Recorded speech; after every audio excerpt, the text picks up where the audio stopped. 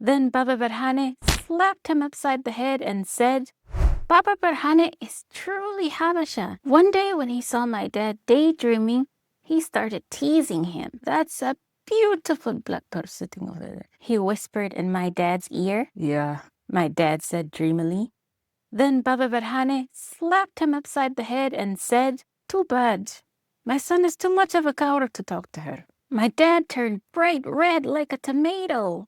He was so embarrassed. Then my dad, Daniel, whispered to Baba Berhane, How can I? Look at her. Grandpa tried to encourage him to try, but it wasn't working. So he finally said, Fine. If you won't talk to her, I will. My dad was embarrassed before, but now he felt like he was gonna die. Dad, no, please. I'll talk to her another day. Once Grandpa makes up his mind, you can't get him to change it.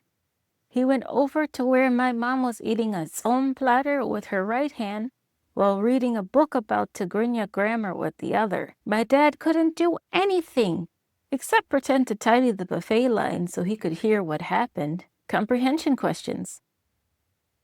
How would you describe Baba Berhane? How would you describe Daniel? What do you think will happen next? Come back next time to find out what happens next. If you want to follow along with the English or Tigrinya while you're listening, you can find the transcripts on my website.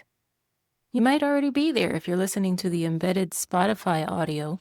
Tigrinya's short stories are produced by CrossGen. We hope to see you next time. Barak ma'alti.